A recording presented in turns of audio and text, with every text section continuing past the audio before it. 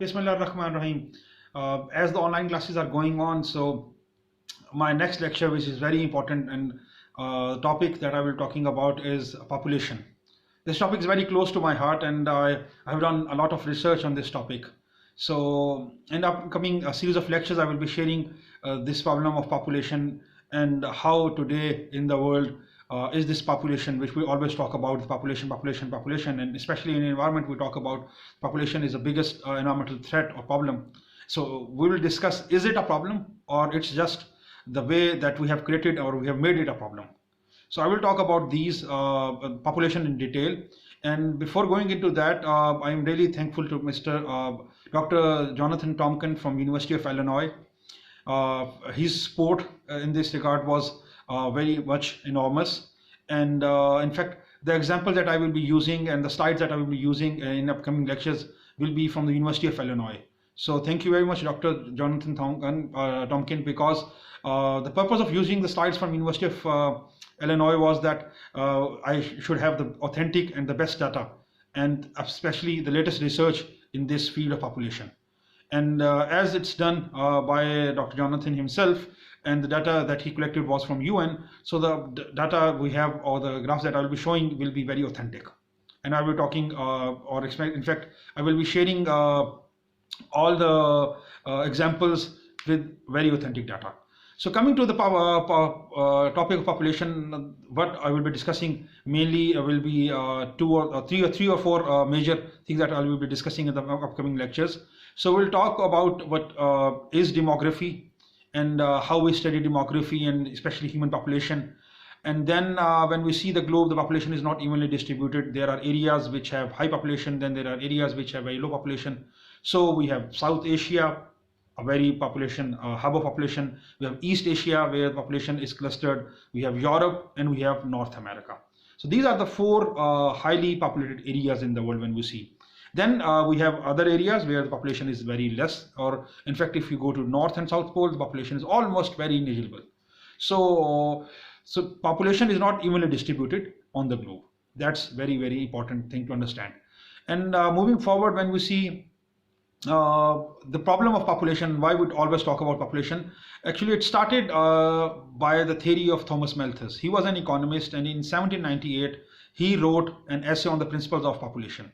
And that actually, he wrote that essay in Great Britain, and it was about the population of Great Britain. And that in that essay which he wrote, in fact, the theory that he gave, and he was of the point of view that one day the population will be will increase so much that it will overrun by the resources that we have. So Earth will not be able to have so much production, or the power of population is much higher than the Earth to have sustenance. And then when that time will come, there will be famines, there will be wars, there will be huge, large disasters. So this was his theory. And why I'm talking about this, his theory, that even after 200 years, his theory have not come yet true. But there are still many people who are followers of Malthus. And one of his followers was Paul Ehrlich, and he wrote a book in 1960. And he was follower of his theory. And then the people who follow the Malthus are known as neo-Malthusian theory people who support that theory. And he wrote a book, his follower, Mr. Paul, The Population Bomb in 1960. Again, and this problem of population highlighted in the world. So today, if we see the population of different countries, especially the developed countries, population is decreasing. Population of the developing countries is decreasing. We have an estimate of, you can say we have birth rate, we have death rate, and then there is another statistical unit that we use as TFR, total fertility rate. And total fertility rate of the world is it's almost 2 or less than 2. So which means that population as whole is not replacing in the population that is coming up. The future population that is coming is not replacing the population that we have already here. So replacement fertility is 2.1. That's the international standard that we use. So we will see many countries in the West are not having fertility TFR of 2.1. So their population is going on the negative side. And most importantly, after Malthus, we will see demographic transition. That is the fourth stage transition, and most European countries have gone through the transition. There's another 5 stage, which is again a very latest addition, and the proponents of the 5th stage says that due to more research in health facilities and due to more research in health facilities, the chronic and degenerative diseases will also decrease, and then further death rate will decrease, and then again following the death rate, the birth rate will again decrease. When we study demographic transition in detail, I will talk about this again. And then after that, we will talk about the age structure pyramids, which is very, very important. We will see how many old people we have, what's the shape of the current population in different countries. And if we talk about, there is a pyramid shape, there is a flat shape, and then there is a wedge shape. So the countries that I'm talking about, they are, or we will say graying of population, that's a big problem in many countries. So it's not that population itself is a problem. And let me tell you again, the population of the world is not increasing because the number of babies have increased or the number of babies being born are more. It's that the number of people dying have reduced and the quality of life has increased and the life expectancy have increased. So this is what needs to be understood rather than saying that we have to decrease the number of child births, because 2.1 is international standard. We have to maintain that. So in further lecture, I will again further explain this in detail. And then we will see IMR infant mortality rates, how have these decreased and what are its implications on the population growth. Child CMRs, child mortality rates, we will see that as well. How the disease affect population.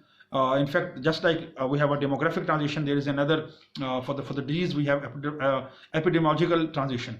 And in that, we will see how there was disease at the time of pestilence and famines initially in the human civilization, and then we had pandemics. Then the pandemics receded, and then we had degenerative disease, and now we are having delayed degenerative disease or chronic disease.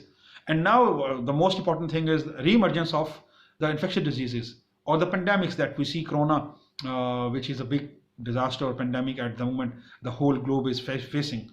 So we'll talk about that in detail, and then what are the government policies for the population control, and what are the government playing role in terms of controlling population. Let me put a few things to make this whole topic interesting, and then we'll talk about this in detail. One or two more very important things, that it's not about the population as whole, it's the consumption pattern that does create a problem. For example, people, if we take 10 people from any Western country, let us say we take 10 people from USA and then we take 10 people from Pakistan. So the consumption pattern or the burden of these 10 people on the environment is very much different. People from USA, 10 persons from USA will have a much more stronger impact on environment than people in Pakistan. Even I can say 20 or 30 people in Pakistan can't match the lifestyle of 10 people in USA and their impact on the environment. So it's not the number of people that is creating, it's the consumption patterns, it's your lifestyle that matters. This is one proposition that I'm saying. The another one, as per the latest census that we have in Pakistan, population of Pakistan is 212 million, which is almost, Urdu hum kehte hain 21 crore abadi hai Pakistan ki. And let me again share the statistics, the latest statistics from that report. And 64% is a population of this 212 million population that we have, 21 crore Pakistan ki jo abadi hai, 64% is under the age of 30, or we consider it as youth. So let me have again another point which I will be leaving you to think about it. If we say Pakistan's biggest problem is population, and 64% of population is youth, so what we are indirectly saying or implying, that the 64% of the youth, of the young people, of the workforce of Pakistan is the actual problem of Pakistan. So that's not the case. The youth, 64% of the youth is the hope, is the future, is something that is the resource of Pakistan. So we can't say it's a problem for Pakistan. Okay, so these are 2 points that I would like to discuss further in detail. And aside from that, replacement fertility that I have already told about, so it has to be 2 children per family, or the international standard is 2.1. Why it's 2.1, not 2? Again, there are further reasons. There are many reasons behind that. It has to be above 2, which means 2.1 doesn't mean you can have, so it has to be more than 2 children. That I will be emphasizing again. So you should have, a family should have more than 2 children, because the total fertility rate is 2.1, international standard is 2.1.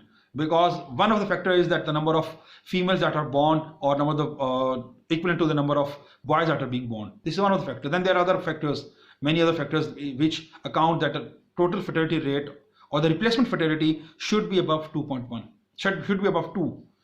Okay, so it's not just 2 whole as such, so it's above 2. And what's the reason for that? I will discuss it in the further lectures. So summing up the introduction about this population is that population is not a problem. Population is always a resource. Population is always a hope. Population, and especially the young population, is always a future of a country. All the countries where the graying of population is a big problem, or the people are getting old and there are very less number of people who are going to replace it.